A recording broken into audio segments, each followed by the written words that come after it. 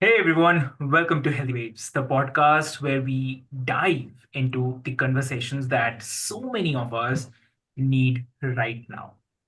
How to build a life that you love, even when everything around us, everything around you seems to be falling apart. Where we dive into right?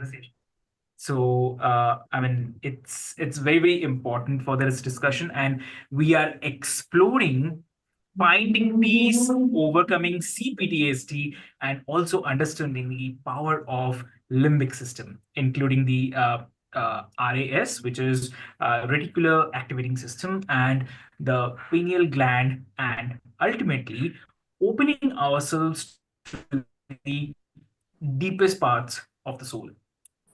So to help us navigate on this profound discussion today, we have the two incredible guests dead to the heart of this journey. Yes. So before we delve deep into his topic today, I'll quickly love to introduce you to both of our lovely guests, starting with Melissa. So Melissa Hebner, she is a LCSW in Oklahoma. She's an author and the host of Emotionally Unavailable podcast. So she has a background in both the hospice and education, and she teaches others how to create a life that they truly love. So, having survived an extensive history of childhood trauma, and she has once labeled as strong and brave, but after experiencing a severe mental health crisis, she realized that true healing meant, embracing the softness, the nurturing, and being held, right? So she's here today to shine a light on healing and remind us that it is possible to build a life that we are in love with, and no matter how past is. So, welcome to the show, Melissa. Thank you. Thank you for having me. Lovely, lovely. And dear listeners, on the other hand, we have our lovely guest, Kimberly Braun. She is a former monastic nun, TEDx speaker, and expert in meditation and theology. So, with over a decade of monastic experience and the master's in theology, she is dedicated to inspiring people to connect with the divine love at their core.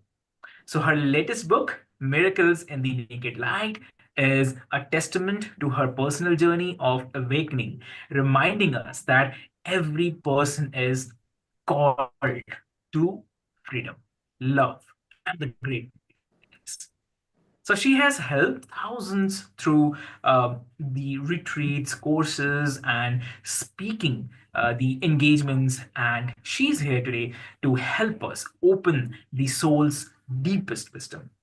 So this episode will be deep, transformative, and feeling with. It will be filled with the wisdom, definitely. So stay with us as we unpack this powerful topics with both of our lovely guests, Kimberly and Melissa. So welcome to the show again. Great to be with you. I'm looking forward to our conversation. Lovely, lovely. I'll first come to Melissa. So, Melissa, like your story is one of the resilience and kind of deep transformation. Like you went from being labeled as strong and brave to recognizing the power in softness and nurturing. So, what was that shift like for you? I mean, how did you begin to truly heal from your trauma?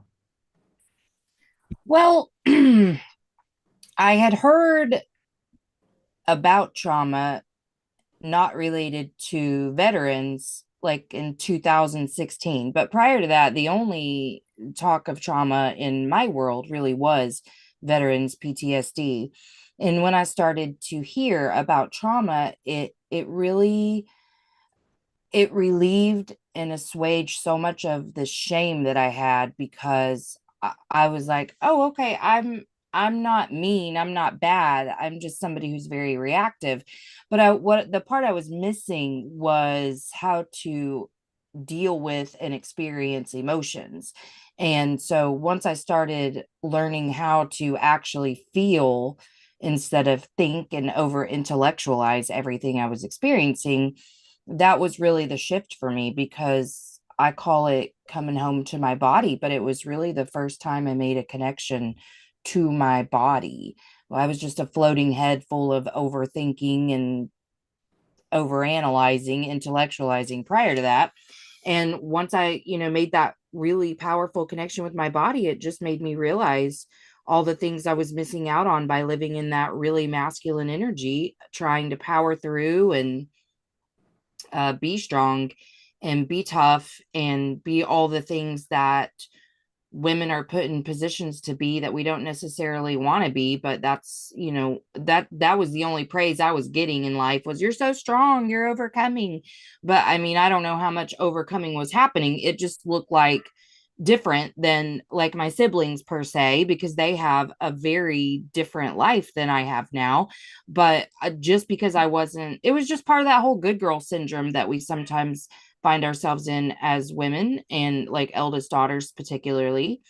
And nobody has to worry about the good girl, and they're strong and tough and they're brave and they're going to make sure that things get done the way they were instructed to do. But just learning that, like, I'm worthy and valuable and exactly who I am, and that it's okay to ask for help and to receive the help, has been pretty life altering for me.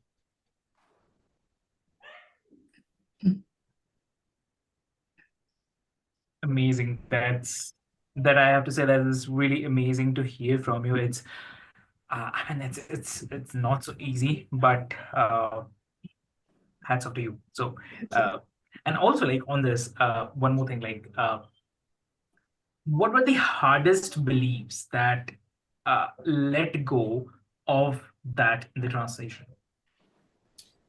A couple, I like two sides of the coin, really. One would Yeah. be the need to be perfect, like letting go of all perfectionism. But on the other side would be just the narratives that I think we're all walking around with. I'm invisible, I have the weight of the world to carry on my shoulders alone, I'm too much and not enough. And the worst one that I find that we all have somewhere, some deep, is fundamentally at my core, I'm unlovable. And so just learning to recognize that those narratives were being spoken in my head by a voice that I thought was mine, and externalizing that and understanding that was just programming and messaging that I had received. And I now know what my voice sounds like. And so learning to tune into myself instead of all of that old programming made such a difference. Mm. Wow. Yeah. Exactly. Well put. Thank you. Mhm. Yes, I mean, I really love what you're giving witness to, and because I too have found that there are these really deep messages in our neural pathways that impel us towards decisions that aren't so life-giving, attitudes that are contracting for who we are in the world. And the path to discovering that that's just messaging that's informed by limiting beliefs, whether it comes from trauma that we know, it could be collective trauma that we've come into this life with. It could just become, it could just be part of the evolution of consciousness, because I do think that worth and being wanted and realizing that we are, it sounds like a lofty statement, but awakening into the reality that we're actually loved into existence, that we exist within the energy of a love. So we are that love, like our very existence is loved, is wanted. We can't exist without being wanted, because to exist is to be wanted. Whether we identify with that being a personal relationship with something divine or not is not even the question. But these things are very deep within the center. And even to throw around affirmations around it, are the invitation to surrender to the experience of it, right? Because it's our life's work to begin to love our life, period. I think that that's one of the greatest gifts that could happen in our life, is to end this life having loved, having been alive, like really loved that we came here and we had this life.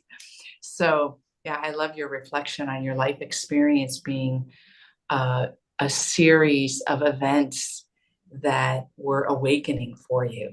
And that in some ways, I don't think that we need to awaken because of trauma. I don't think suffering has to happen in order to awaken, but it is part of the reality. The reality is that trauma is part of the human experience, and it can be occasions for coming through to new levels of freedom in our lives. Absolutely.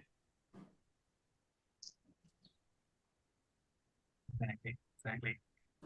Lovely. So, also on this, that, and so I'll come to Kimberly. Like, you have spent years in the monastic life, so you have deeply explored the presence and the divine love. So, what does it mean to you to open to the soul even when life feels like chaotic? Right. And, that's such a layered question on a practical level. You could speak to it theoretically, and with my spiritual background, my languaging is so much more along those lines, and speak to it from any framework at all. I think what is imperative is the opening either to the possibility or the belief that we are at our essence a soul. We are having a journey within this body and this experience that's a soul journey, that's set up in this mysterious three-dimensional time space thing that we're trying to work out all this stuff. And when we orient to the possibility, because you may have doubts, like, is that true? Is that really true? You need to wrestle with discovering whether it's true for you or not. But in giving the space that it could be true, what difference then does it make in your orientation and your relationship to everything in your life? Every event, every person, every choice, why you're here, where you're going. And when you take these questions and these opportunities as imperative to living a life that even has a quality of joy to it, or harmony, or peace, then what happens is different answers can come forward.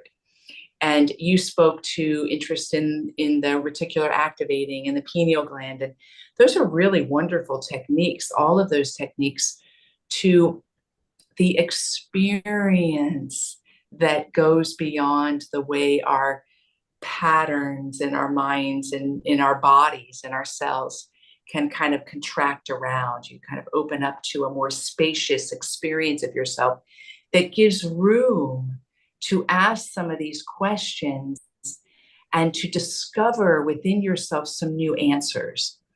Because even if you hear an answer that resonates from, like if you're listening to this podcast, there may be something Melissa says or you, Avik, say, or I say that resonates with you. Like, oh, wow. Oh, yeah, I can relate to that. Or that feels, even that resonance is a reminder that there's something within you that is speaking an answer. It's not, the answer isn't coming to you. It's reflecting something within you that's already there. So I think that these themes around the soul are imperative to discovering who we are and why we're here. They're not the side, they're not for those who have time or for those who are rich, or they're just, they're part of what it means to be alive.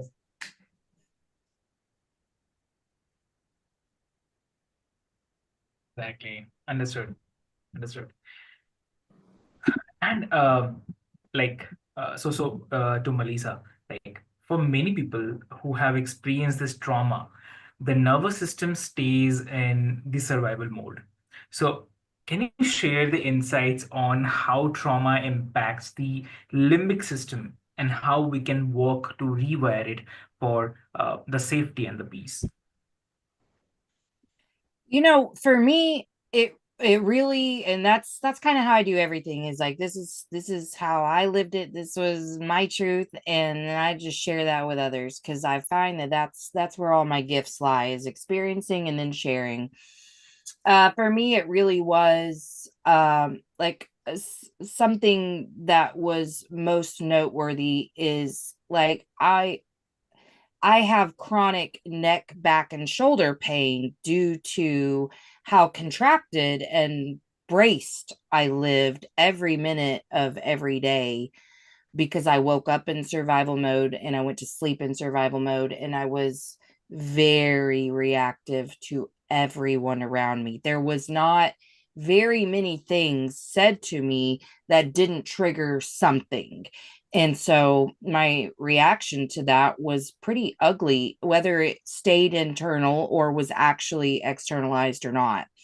And just full of a lot of self hatred and self doubt, none of Yeah. which I was conscious of at all. Because I mean, I remember right before my really bad mental health crisis, like preaching to other people about self-love, and like I loved myself and I believed it, and there were parts of myself that I did love, but there was so much underneath that was just still buried, because I couldn't identify the narratives that were happening, like as they were happening. It wasn't until understanding that narratives like that could exist. I love that Kimberly said the possibility, because I say that to clients all the time. Like, you don't have to believe I'm right, but you have to have this small belief that I might be right. And so I love that.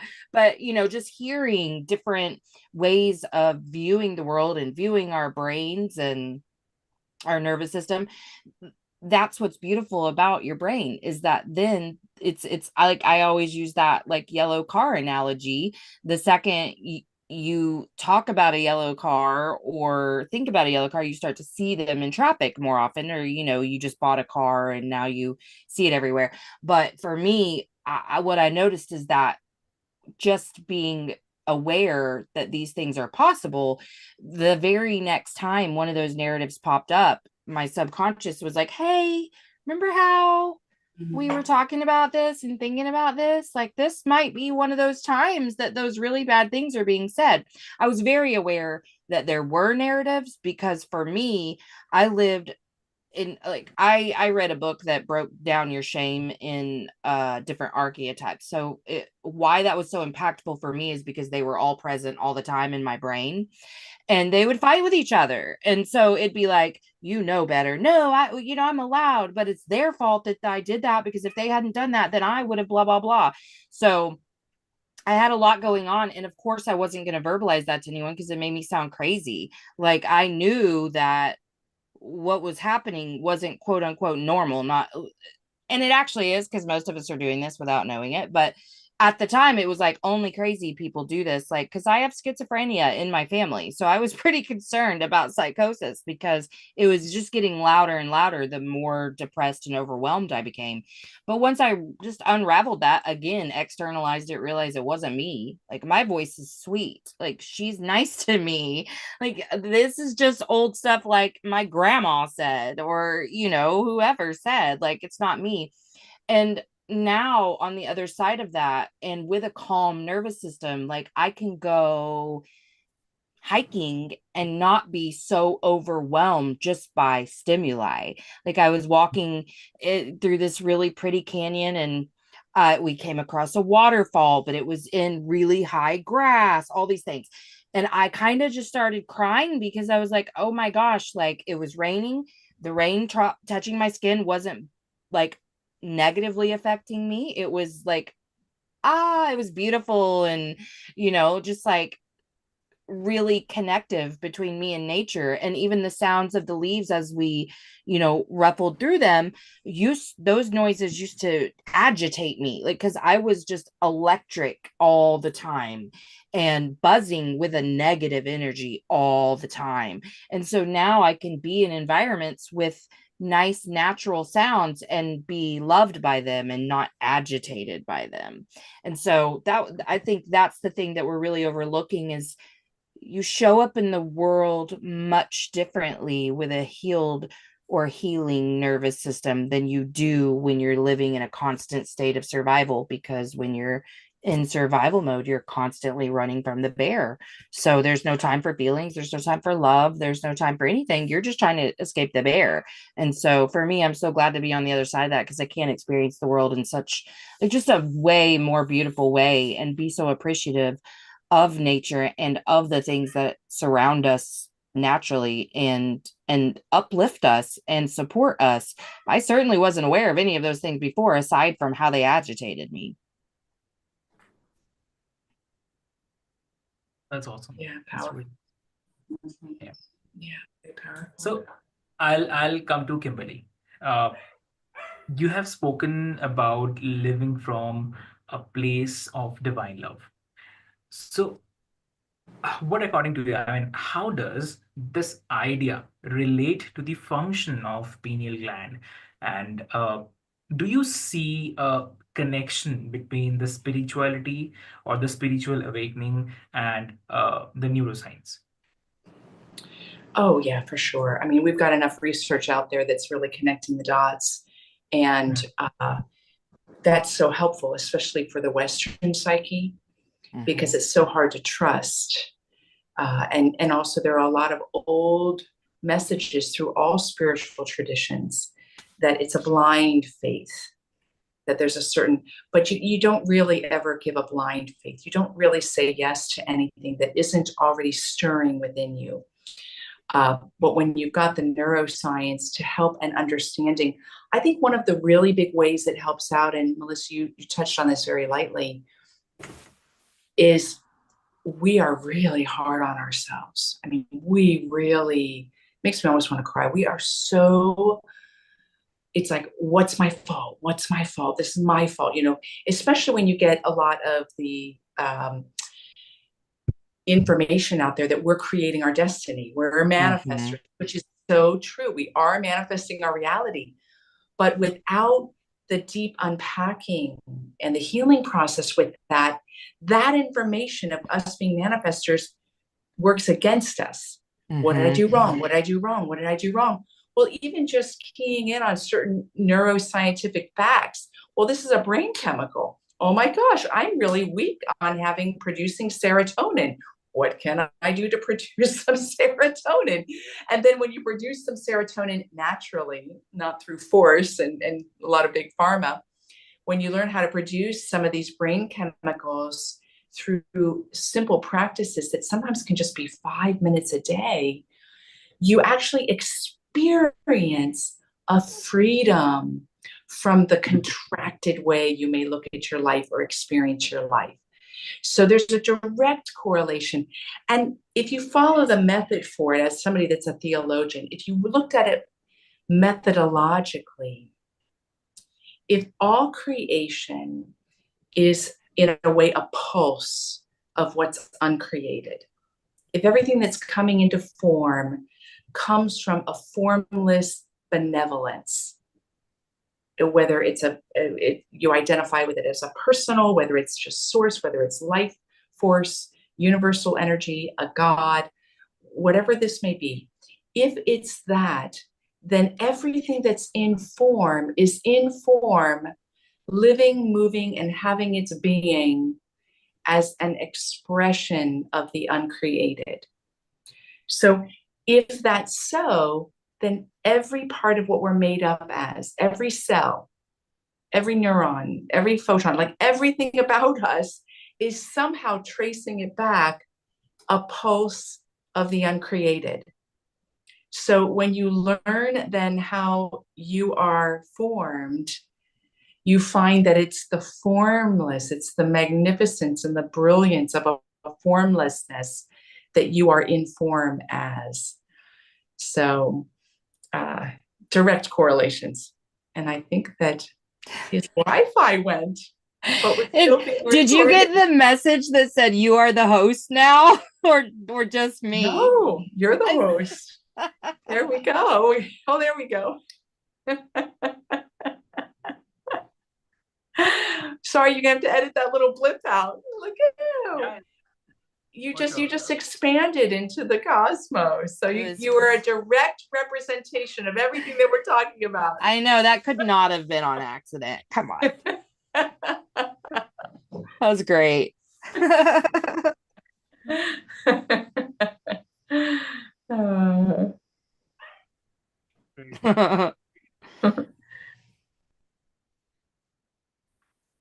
So yeah, I guess last part I just missed. I mean, if you can just share. Do you want me to reach? Because I know it was recorded, but yes, that if you just if you follow So logic, no, yes, if you follow the logic, yeah. Even from a Okay. theologically spiritual understanding of things. So if your whole thing is, because I'm grounded spiritually, my methods are spiritual, but if you simply apply the logic there, you discover that every aspect of creation is a form of the formless. And therefore, everything we learn about creation, if we understand that it's within the framework, that it's all spiritual, we can be grounded in our approach to wholeness and health. And the practices are supportive of a spirituality. So a practice that is working only with the breath to open up the cerebral spinal fluid that can flood the limbic system is essentially very spiritual. Mm-hmm.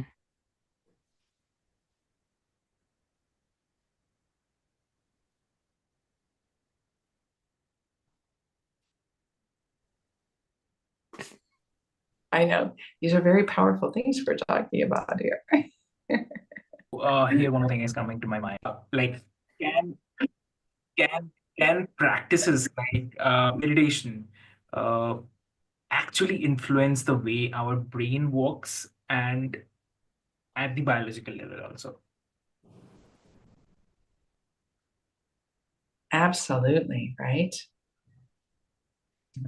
Mm-hmm. I think it's all connected, you know? So any any any uh any highlights you want to share or many I mean Mhm. Exactly. Understood. Okay. So any perspective or any visualization that you feel it will be helpful for the listeners, or maybe any new perspective on this side you want to share?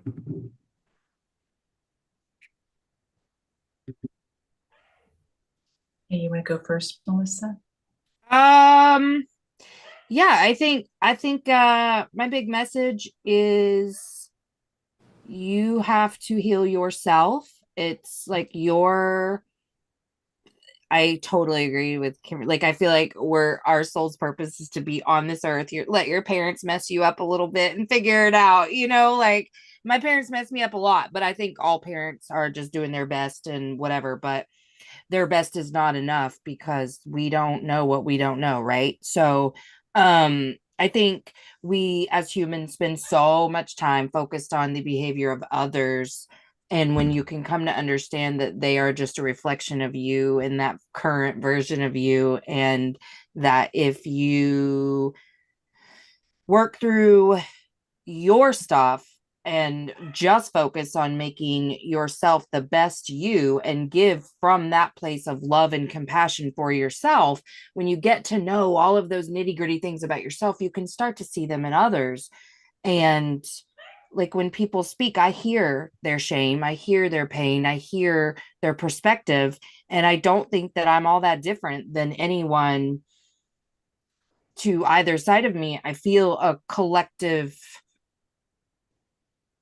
peace, and that we really are all connected and part of that collective. And I think if people can just, I think activism is great. I think that therapy is great. I think doing all kinds of things to help others is wonderful and beautiful and part of our purpose here. But I think it has to start with you. No matter what modality you're in, it has to start with you.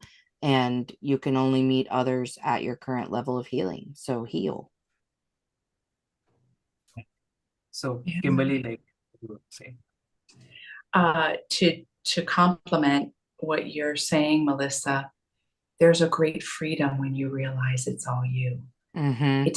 It takes the tension away from who you are in the world and all those messages there. So you're resting into that, surrendering into that possibility that it's all Mm-hmm. you is incredibly liberating.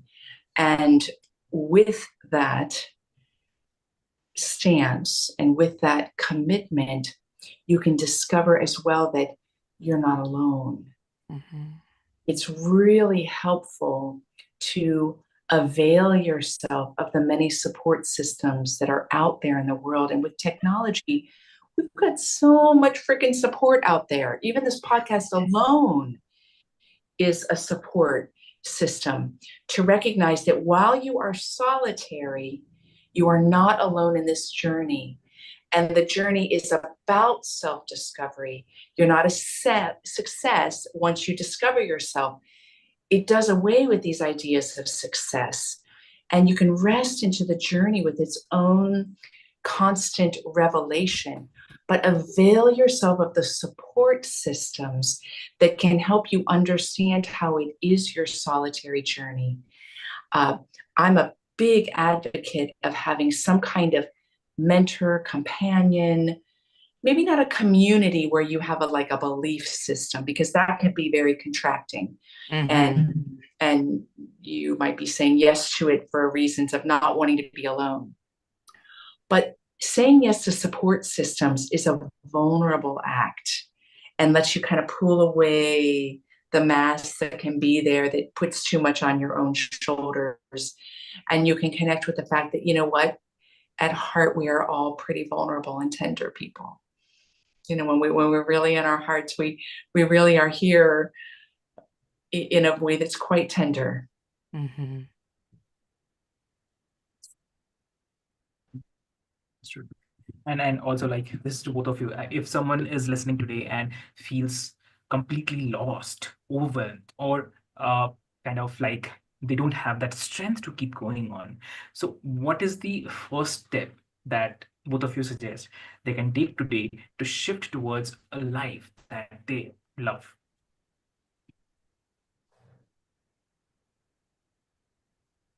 Do you want to go first, Kimberly? For sure, since you went first. I avoid cookie cutter responses because that's a massive question. And if you're listening now and you feel lost, uh, there could be an answer that's right for you and not right for somebody else. But I would say that in my own healing journey, in those moments where I have found myself in that place, fully accepting without any judgment right where I'm at in that moment, and offering myself that kind of loving presence has always been my first step. Just kind of like falling into it, falling into the bliss, falling down, just letting myself actually go wherever I'm at, being with the fear, the shame, the guilt, and in that moment, the very act of that presence that I've allowed myself to give myself, the next step will then usually come. There will be a sense of release that will happen that will let me know the next step. Maybe it will be a book that falls on my path. Maybe it will be somebody to enter into sessions with. Maybe it will be a course that I take. Maybe it will be a retreat. Maybe it will be a renewed commitment to a meditation practice. But I would say being right where you're at without any judgment would be a fairly common first step that's helpful. Mm-hmm. Wow. And I love that, Kimberly. Yeah, I would say just from I would say reach out to someone first of all, because you're never alone. Now, unfortunately, we're real good at surrounding ourselves with super emotionally unavailable people. So you're probably not gonna get what you need when you reach out, but you won't be alone. Okay, so there's that. But just understanding that I don't want to do any spiritual bypassing, but I do know that later on down the road, I have been able to find gratitude for every ounce of darkness, because I feel like it brings an equal, if not greater, amount of light once you get through the darkness. And I don't know that I think you can get that amount of light without darkness. So understanding that, like, truly you're there for a reason. And when I started asking myself what I can learn from what was happening around me, now I would say for me, but I know at the time I felt very victimized by the world around me, and just getting to a place where you understand that you can just be curious about the things you're thinking and feeling and not necessarily take them as fact. Most of what your brain says is a lie to try to keep you safe. So I would say, remember that first and foremost. Like, your brain wasn't designed to feel, it was designed to keep you alive. And just know that most of what pops up is a lie, and it's just your negativity bias trying to keep you alive. And figure out what those things can teach you, even if that wasn't the purpose of them, or whatever your current belief system is wherever you are. Just know that there is a possible way to learn from all of it, and then you can transmute what's happening and make it whatever you want it to be.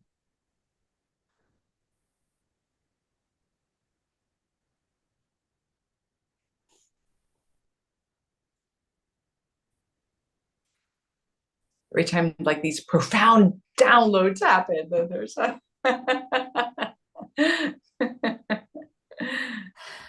Oh, Lord. I'm just glad it's not my internet. You know what I'm saying? It stresses me That's out. lovely. Who's listening right now?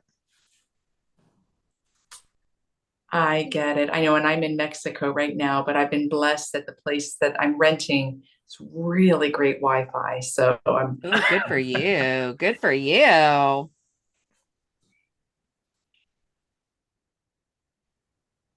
Lovely, lovely. So, dear listeners, like, if you have loved this episode, be sure to check out our guest Camilla. Links into the show notes for your easy reference, and you can find Melissa's work through her podcast,